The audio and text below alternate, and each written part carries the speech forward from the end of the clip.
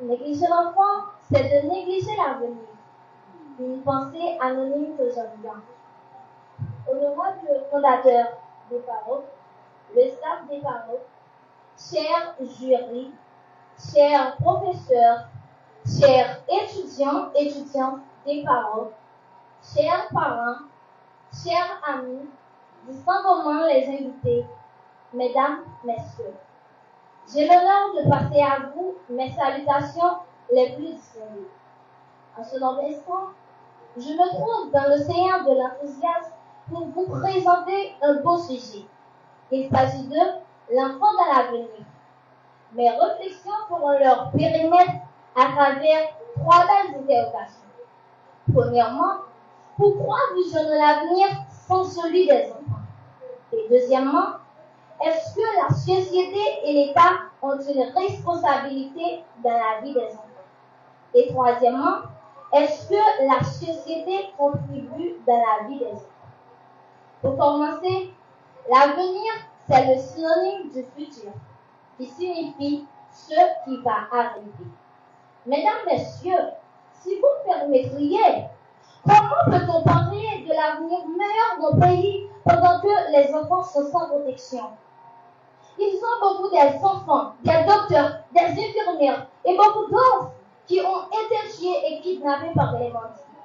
Dans ce cas, est-ce que je peux parler de l'avenir meilleur des enfants? Et moi, en tant que petit, je me pose cette question. D'où vient le banditisme? Dites-moi, il y a une école que l'on est avant ça, hein? Parfois, ils sont des enfants qui ont introduit dans des choses mauvaises. C'est parce que leurs parents ne sont pas pris leurs responsabilités. Il y a un proverbe haïtien qui dit: si vous quittez bois à grandir tout proche, les filles grandinette, les papes carangés. Est-ce que vous connaissez? Ils ont des parents qui sont tellement tolérants, ils laissent ces enfants faire ce qu'ils veulent. Et l'avenir des enfants ont gâché quelquefois, c'est à cause de leurs parents. Mais quelquefois aussi, c'est la destination. Une chose qui est destinée, c'est une chose qu'on ne peut pas changer. Et parfois, on peut arriver dans une maison, puis vous voyez que ce sont les enfants qui gouvernent. Maman, je ne veux pas cette chose-là, je ne veux pas ce vêtement-là. Mais non, on peut mettre de l'humour. Maman, je ne veux pas cette chose-là, je ne veux pas ces vêtements-là. Sans ça pour moi. Mais oui. Et sachez que la première éducation doit venir de la famille. C'est vous qui devez éduquer vos enfants à la maison. En leur apprenant à dire bonjour, de respecter les uns et tout le reste. Et puis vous dites que depuis que je vois mon enfant à l'école, c'est tout. Mais non! L'école ne fait que suivre. C'est votre responsabilité d'éduquer vos enfants. Et ils ont des parents qui ont l'habitude de faire des choses mauvaises à l'égard des enfants. Pendant que vous connaissez très bien que ce sont eux qui vont vous remplacer. Quel exemple que vous laissez pour eux? Et en tant que parent, vous êtes responsable d'assurer le bon développement de votre enfant en essayant de répondre à ses besoins quotidiens. Et n'oubliez pas que vous devez donner un but à vos enfants. Un chemin à suivre est une mission à accomplir. Et ce n'est pas seulement les parents qui ont ces responsabilités envers les enfants, mais y compris l'État et la société. La responsabilité de l'État est très importante dans la vie des enfants. Par le système éducatif, il doit former les jeunes à devenir des bons citoyens, des bons professionnels et donne à eux les bases d'apprentissage tout au long de la vie. Malheureusement, chez nous en Haïti, l'État n'a pas pris ses responsabilités. Ils ont beaucoup d'enfants dans les rues. Pourquoi il n'a pas mis assez d'écoles publiques et des orphelinats dans chaque département, dans chaque commune et dans chaque section communale?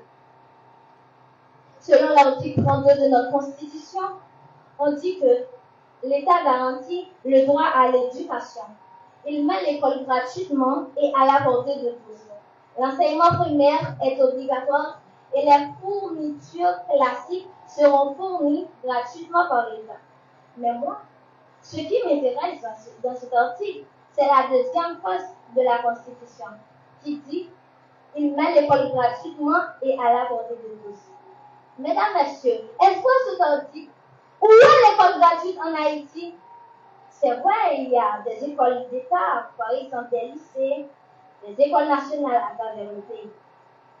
Ils sont des enfants qui ne peuvent pas aller à l'école, malgré ses parents ont possibilité pour ça.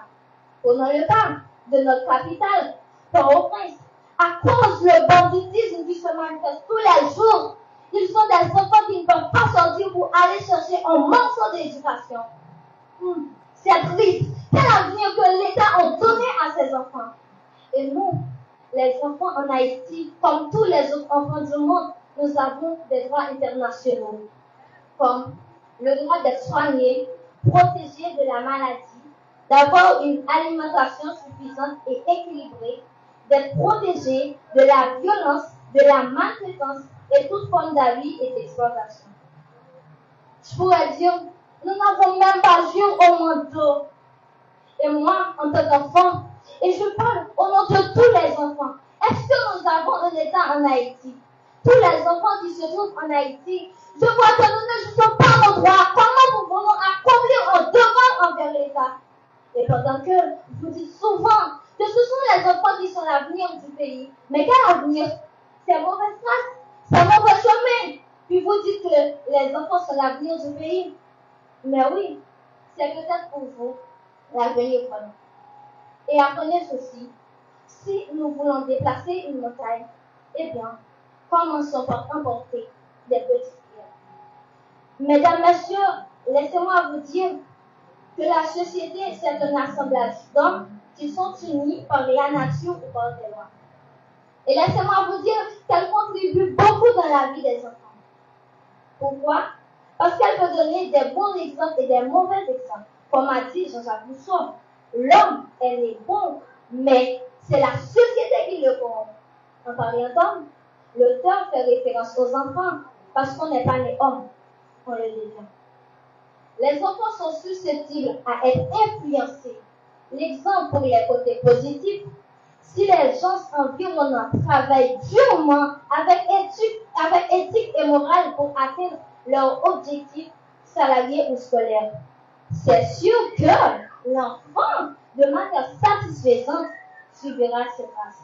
Et comme ça, l'enfant va être canalisé pour devenir ceux qui se sont promus. Cependant, quand l'entourage prend le malin plaisir pour dire ou faire n'importe quoi sans le moins scrupule de penser aux enfants, la suite, on devrait le connaître. Et nous, les enfants d'aujourd'hui, nous sommes de plus en plus exposés au danger, vis-à-vis à des gens qui n'arrivent pas à équilibrer la popularité et la dignité. Par conséquent, pour faire du buzz ou pour avoir de popularité, certains sont prêts à faire n'importe quoi. Voilà. Et moi, Louis Rosemel, c'était un plaisir énorme de partager avec vous, sans armes, sans fusil pointé sur moi, le fond de ma pensée. Merci pour votre attention.